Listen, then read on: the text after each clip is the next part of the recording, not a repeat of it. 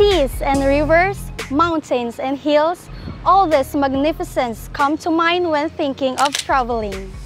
But more than those picturesque views and tangible things, it's the people and the stories that make an everlasting impression. I'm Jasmine, your travel sunshine.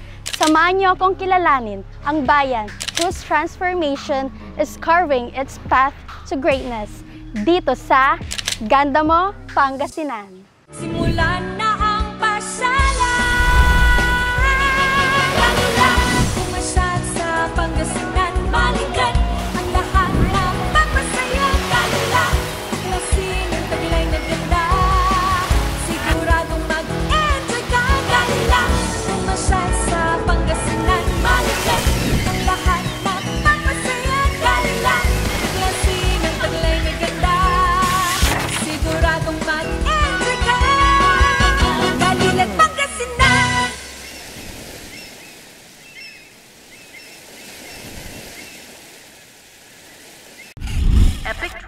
You want something to do? Come visit Urbiztondo. Ganito yan, kung may sariling sasakyan, daanan ang NLEX Toll Road at mag-exit papuntang Mabalacat. Tahakin ang SC-Tex papuntang T-Plex at mag-exit sa Paniki hanggang marating ang bayan ng mga Tarom. Pumasok sa Zamora Street at diretsuhin hanggang marating ang bayan ng Urbiztondo. Aabutin ka ng 3 to 4 hours lang. Pag magkukommute from Cubao, sumakay papuntang Dao at mag-transfer ng bus patungong Alaminos o Bulinaw at bumaba sa mga Tarom. Mula doon, mag-tricycle papuntang Urbiztondo. Pwede din mag-bus sa Dao ng papuntang Dagupan, bumaba sa San Carlos at mag-jeep papunta sa bayan.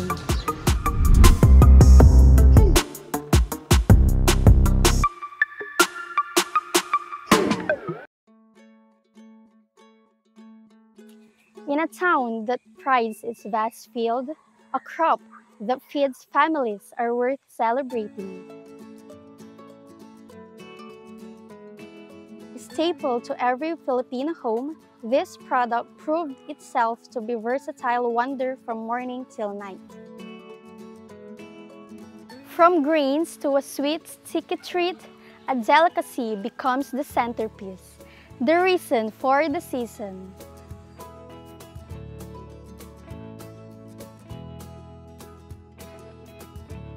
Before pandemic, gumagawa na po kami. Pero nung pandemic, parang mas lumakas po siya. Kasi nga, bawal yung mga may lumabas-labas. Tapos, ayun, nagdi-deliver po kami. Maliban sa Biko, gumagawa kami ng sapin-sapin, tikoy roll, mga ganun. Okay lang naman po ang bintahan kasi marami naman pong nag-order. Depende po yun sa kakanin na i-order nila, yung presyo na. Biko, pagka large, 750, pag sapin-sapin, 800, medium, 450, pag sa small, 300 po. Nakakarating na sa iba-ibang lugar po. Minsan, dinadala sa Maynila, mga umuuwing mga customer ko, nagbabaon sila, pasalubong sa mga relatives nila. Pagkakaiba po ng kakanin sa ibang lugar dito sa Urbis ay masarap siya dahil hindi siya tinipid, malinamnam. Siyempre, masaya yung gumagawa. Bumisita po kayo sa Urbiztondo para tikman ang aming mga kakanin.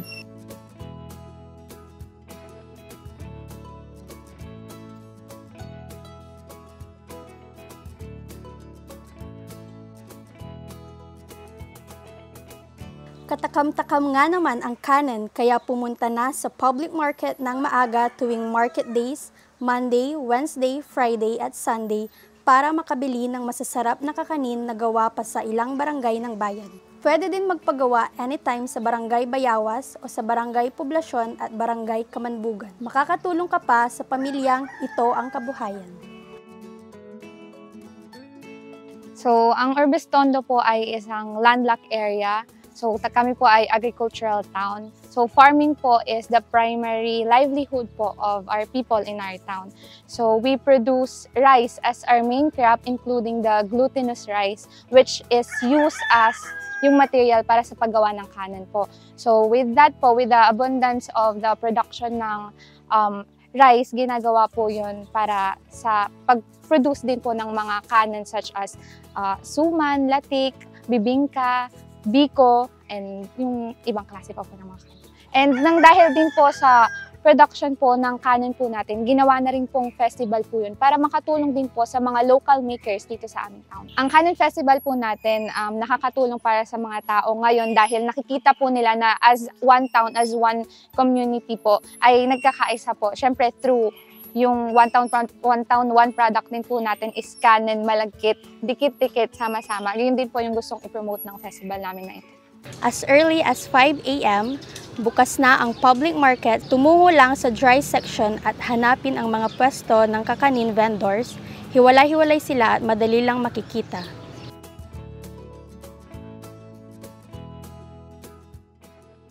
Kanin, a treat that's pleasant to the palate, is loved by so many, young or old. Here in Barangay Poblacion, like one of many barangays in Urbiztondo, making these sweets is their way of welcoming you to their lovely home.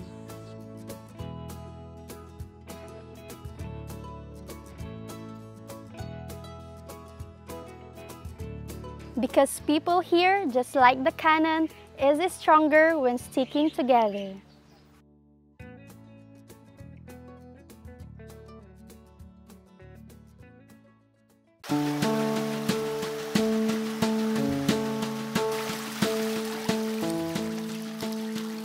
Away from the busy markets and in the middle of a farm is a landmark for agritourism.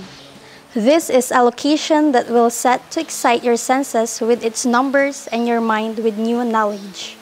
Walk through the aisle and see the future of an industry that will take the town to new heights.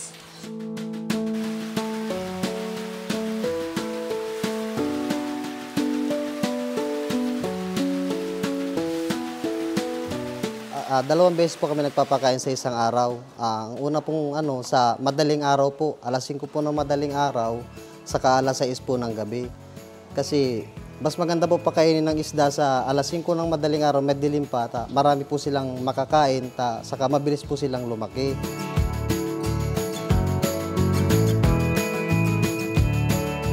Sa isang concrete, naglalaman po siya ng 10,000, may 8,000, may 20,000 po. Depende po sa laki po nila.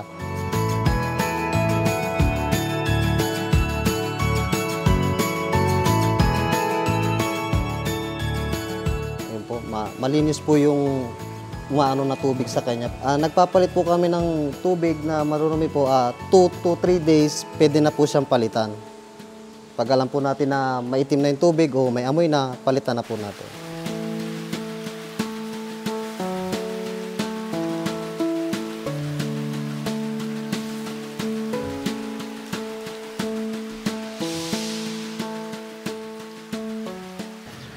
Maliban sa cultivations and educational tours, nagpo-produce din ang aqua farm na ito ng iba't ibang hito products tulad ng siomai, sisig, tinapa. Meron pang Spanish style, spicy, at adobo-flavored bottled hito.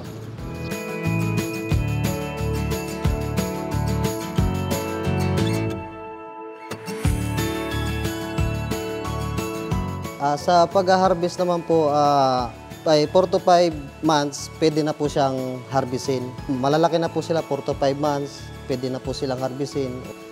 Hindi naman po siya mahirap palagaan. Ano lang po natin kasi sa lupa, kahit hindi po sila natin pakainin ng mga ilang araw, may makakain po sila. Hindi po katulad na nasa concrete po kasi, na talagang wala po sila makakain na kahit anong dapat kainin nila dyan.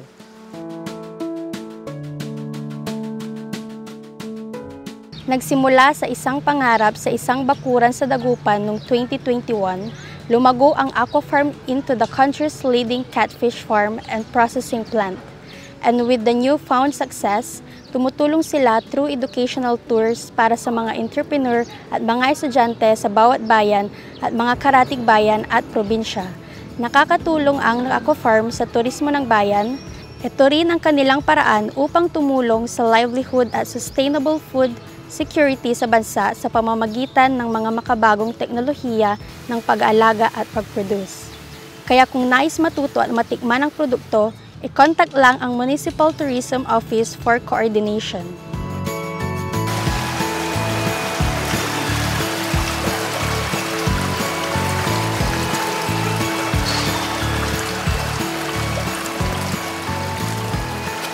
From fields to ponds, this plantation has become an industry, helping create livelihood for the community. Learn the science of cultivation and discover ways of making products out of catfishes. Indeed, Urbiztondo's tomorrow is bright as it continuously grows to become an agricultural capital.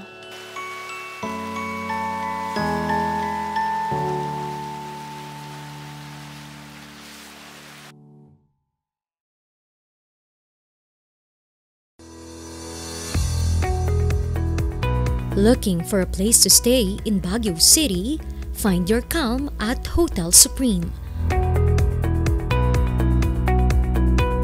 A good dip at their pool.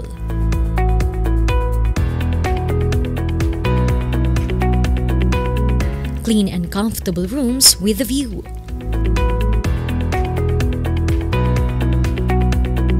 Accommodating staff.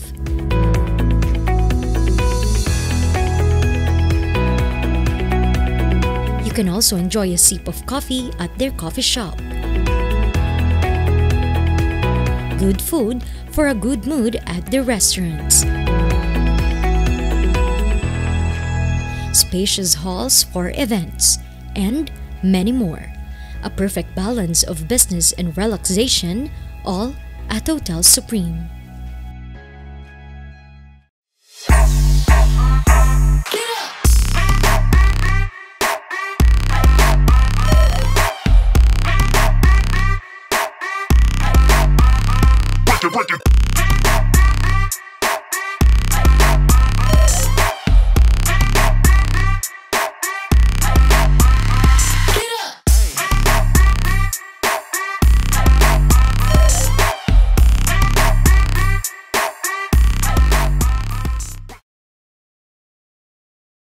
Kalilat Pangasinan!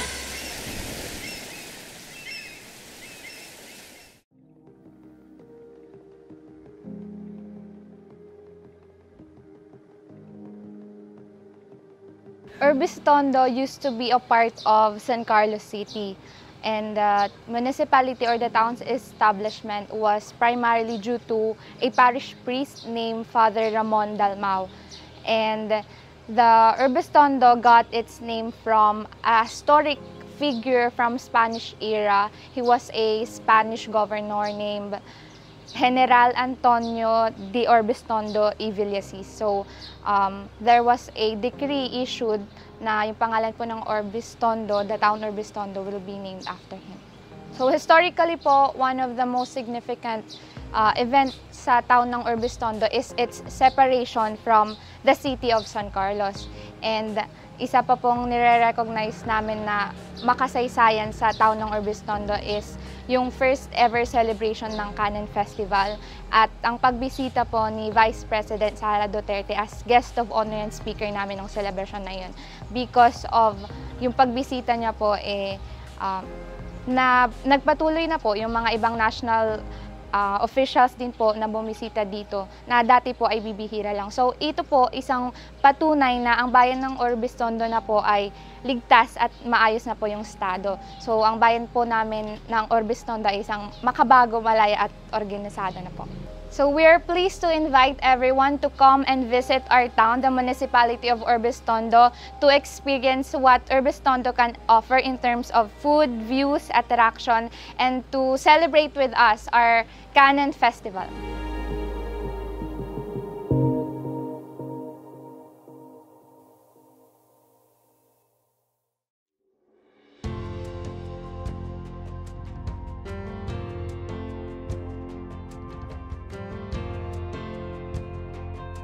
The character of the locals are oftentimes the reflection of their collective beliefs. All these are shaped by the traditions and practices preached from centuries ago. In this destination, relics and accents in gold, signify how the locals pay homage to what brings them all together, faith.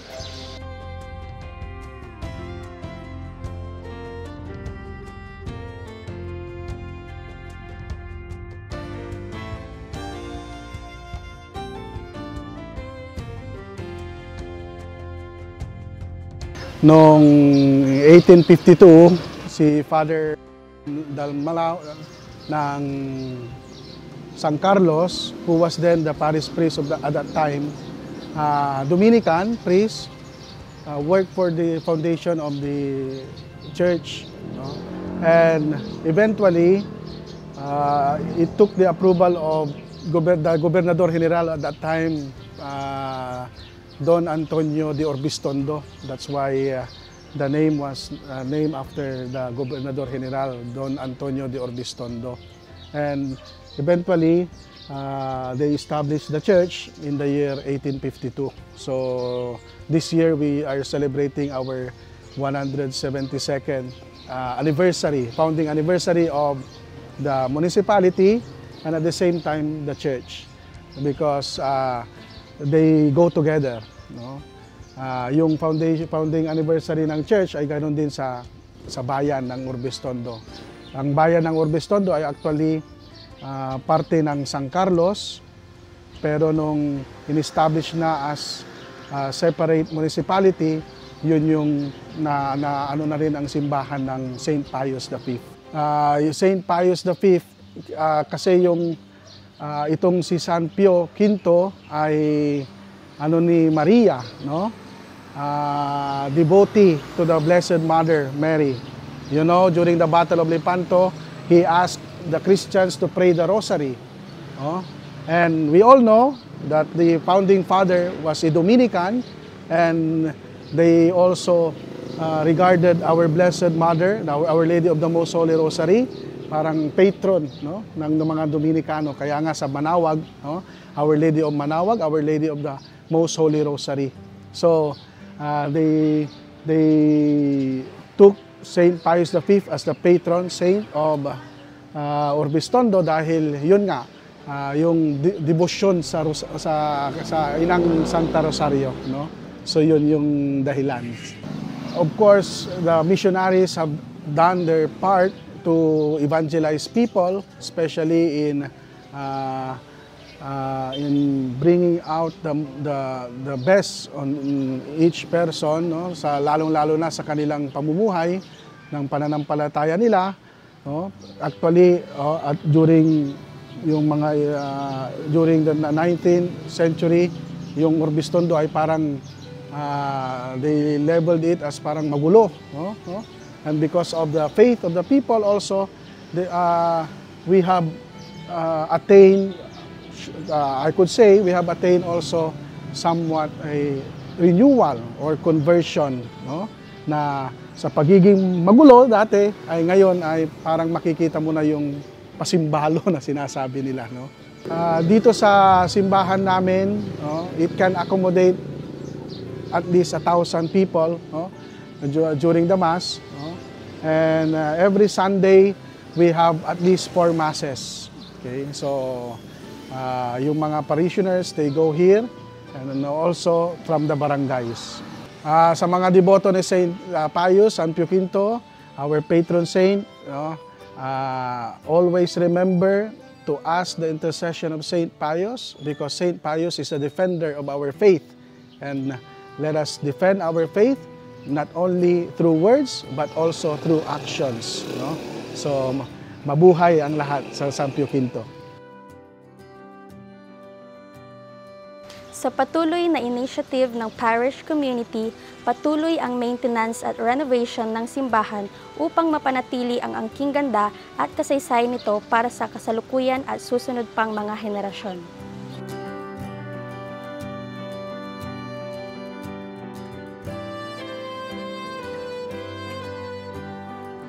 Just a few steps from the town plaza, you'll find one of the oldest churches in the province.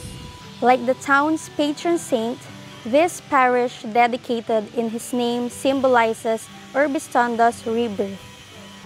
And with this, the strength unity, and sense of community of the locals live on as guided by their dear Saint Pius V.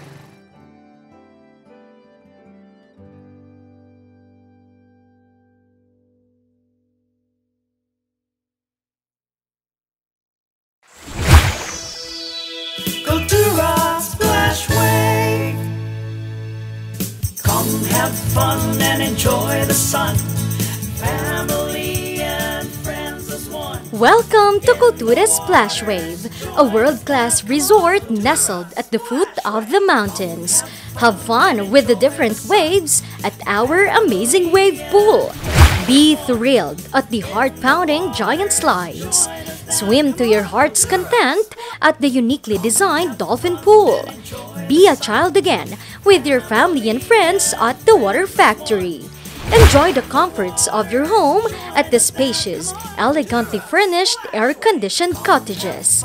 Face your fears at our Skywalker.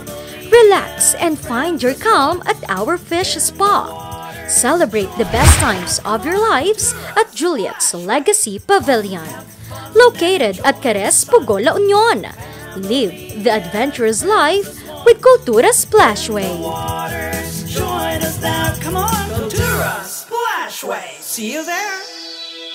Cultura Splash Wave. Come have fun and enjoy the sun. Family and friends as one. In the waters, join us now. Come on, Cultura Splash Wave. See you there.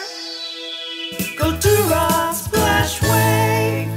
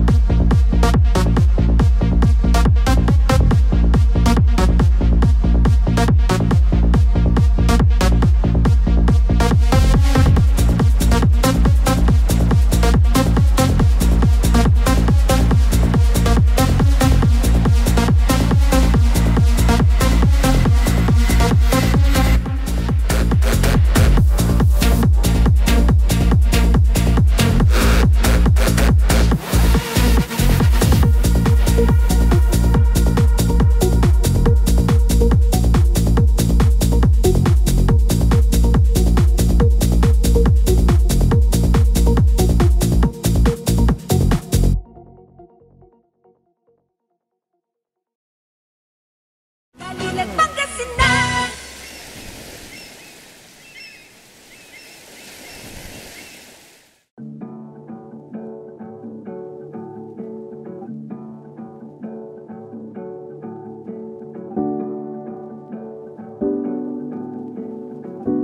Our town is composed of fearless, courageous people. In the past, kilala ang bayan namin na magulo. Ang putilayag in a negative way. Kilala kami bilang matatapang ang aming bayan at mapanganib. Halos ayaw kaming dalawin ng mga bisita at negosyante. But today, we are showcasing a different brand of courage and fearlessness. Ipinaglalaban namin ang aming bayan na bilang isang malaya, makabago, at organisado. So, Urbiztondo is now ang putilayag in a positive way. We have the widest variety of beef tasting canon rice cakes in Pangasinan.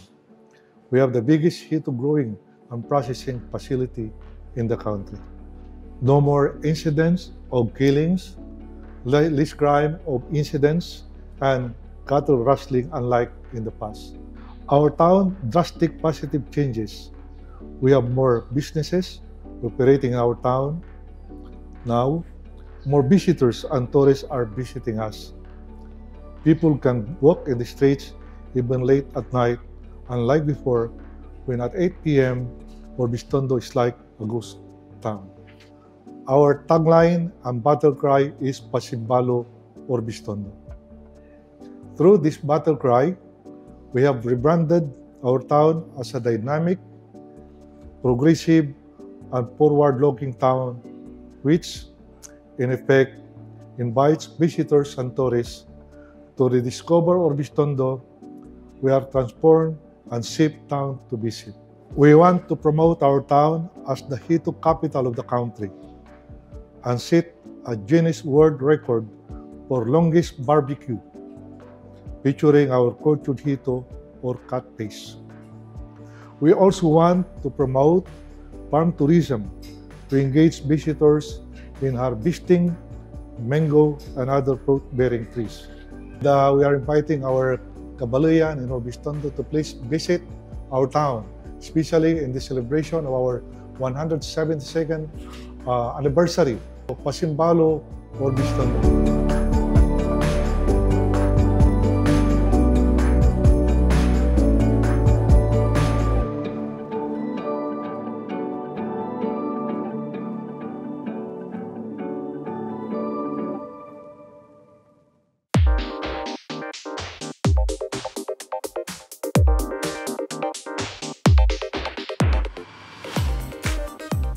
Unwind by the bench and enjoy the view any time of this day in this landmark every local knows.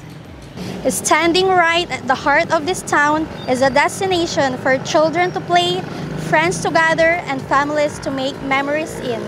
Wherever you come from, this is the town's huge gesture for your welcome.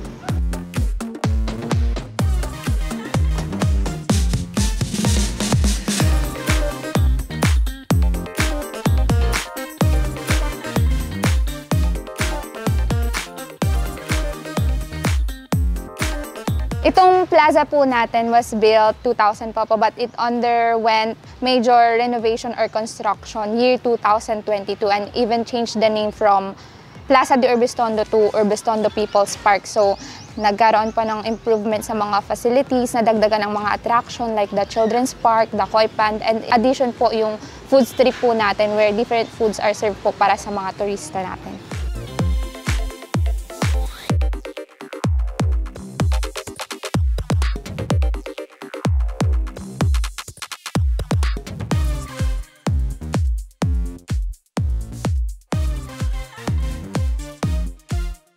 And of course po, yung monument po ni Rizal, which was before po nasa side po siya but now nasa center na po ng plaza po natin.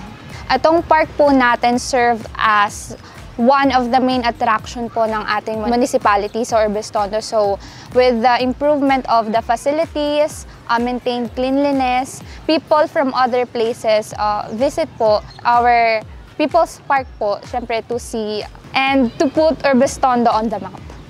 Mas masayang mamasyal pag may dalang pagkain. Sa likod lang ng park makikita ang food street na maraming pagpipiliang budget-friendly snacks. Huwag lang kalimutang itapon sa mga designated trash bins na makikita sa palibot ng park. Sa Wednesday, sir, sarado kasi bali maintenance day yon. Pero bukas from 5 a.m. to 9 p.m. po. Pinapaalala lang po yung mga tao, bawal magkalat. Tapos yung mga playground, gawin nilang pang sarili nila.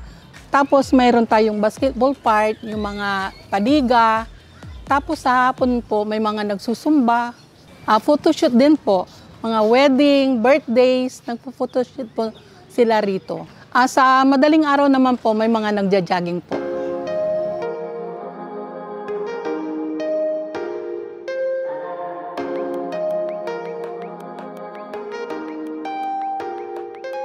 Kasi masaya po, tapos may playground po. Kasama ko mga best friend ko po. Tapos minsan pinsan ko po. Nagbabanding po kami dito. We ain't speaking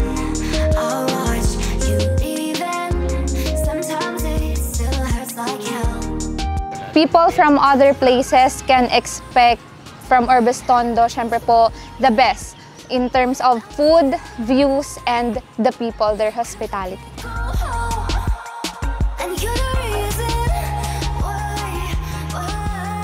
From a simple plaza to a fun multi-activity public space, this landmark serves as one of the images of this town. Urbiztondo People's Park serves as witness to every smile and every laughter of both locals and visitors alike. Beautiful stories are bound to be written through the grasses and trees in this destination for all people.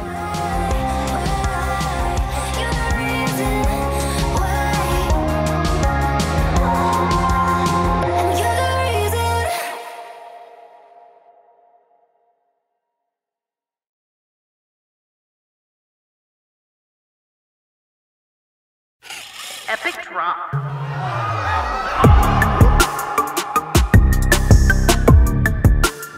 Ang Putilayag signifies this town's history and its transformation, redefining what was once an unpleasant sound.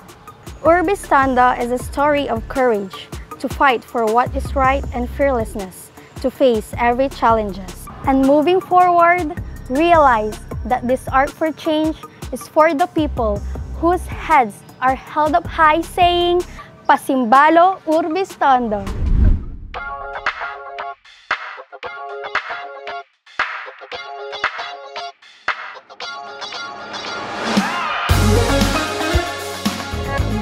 When I hear the name of our municipality, I couldn't think of words but pride and progress. Growing up here in Urbiztondo, I have witnessed how Urbiztondo changed or developed into a more complex and more advanced municipality.